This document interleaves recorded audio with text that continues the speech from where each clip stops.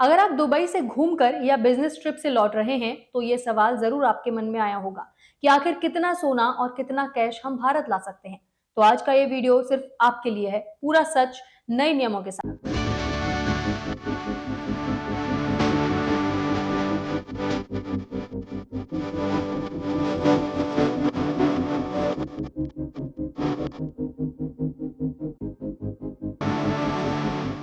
इस कार्यक्रम के प्रायोजक है न्यू मैक्स रियल एस्टेट का भरोसेमंद नाम। नौरंग फ्लोर मिल का नौरंग गोल्ड चक्की फ्रेश आटा, मैदा और सूजी। नौरंग फ्लोर मिल, आपके रसोई की शान, हमारी पहचान, शुद्धता की पहचान। नौरंग और खाटू श्याम दिल्ली धाम। नमस्कार, आप देख रहे हैं बिजनेस टाइकून आवाज और मैं हूं आपके साथ अग्रिमा जाधव। दुबई यानी सोने की नगरी और भारत यानी सोने का दीवाना। लेकिन जब यही सोना कोई यात्री दुबई से भारत लेकर आता है तो सरकार की कुछ सख्त और साफ शर्तें होती हैं। चलिए पहले बात करते हैं सोने की शर्तें। पहली शर्त है, अगर आप एक पुरुष यात्री हैं तो आप दुबई से 20 ग्राम तक का सोना जिसकी कीमत लगभग 50,000 रुपए तक होनी चाहिए और वो भी बिना किसी ड्यूटी के ला सकते हैं।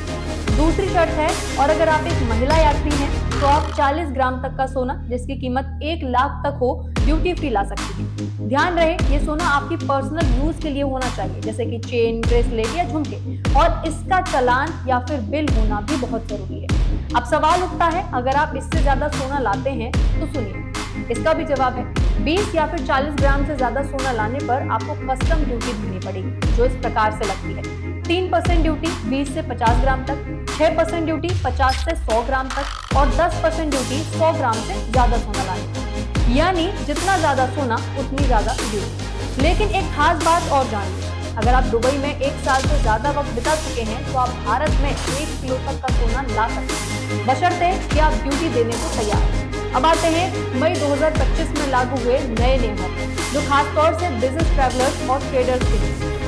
अब अगर आप सोना सेमी मैन्युफैक्चर्ड पाउडर या फिर बार के रूप में ला रहे हैं, यानी गहनों के बजाय कच्चे सोने के रूप में, तो अब ये सिर्फ CEPA के तहत मान्यता प्राप्त एजेंसियां ही ला सकती हैं। आम यात्री अब इस तरह का सोना दुबई से लाकर भारत में नहीं बेच सकते, वरना सामान जब्त भी हो सकता है और जुर्माना भी लगेगा। तो दुबई से शॉपिंग करें, लेकिन समझदारी, वरना बड़ा झटका भी लग सकता है। अब बात करते हैं पैसों की, यानी दुबई से भारत कितना कैश लाया जा सकता है। तो नियम कहते हैं कि भारतीय रुपए में आप 25,000 तक ही कैश ला सकते हैं, इससे ज्यादा लाना कानूनी रूप से मना है। अगर आप विदेशी करेंसी जैसे कि डॉलर या दिरहम ला रहे हैं तो USD 5,000 से ज्यादा नकद ला रहे हैं या फिर USD 10,000 से ज्यादा टोटल वैल्यू ला रहे हैं तो कैश प्लस ट्रैवलर चेक तो आपको एयरपोर्ट पर घोषणा करना अनिवार्य है। इसके लिए या तो रेड चैनल से जाएं या फिर भारत सरकार का अतिथि ऐप इस्तेमाल करें। यानी ज्यादा कैश ला रहे हैं तो छिपाइए मत, बस डिक्लेयर करिए। अब सवाल आता है कि क्या टूरिस्ट और बिजनेस ट्रैवलर के नियम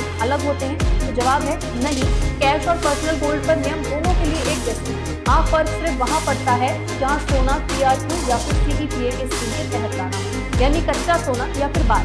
ये सिर्फ लाइसेंस व्यापारियों के लिए ही लागू होता है। चलो अब एक छोटा सा उदाहरण भी देखते हैं। मान लीजिए आप एक पुरुष यात्री हैं और दुबई से 30 ग्राम सोना लेकर लौट रहे हैं जिसकी कीमत 75,000 रुपए है।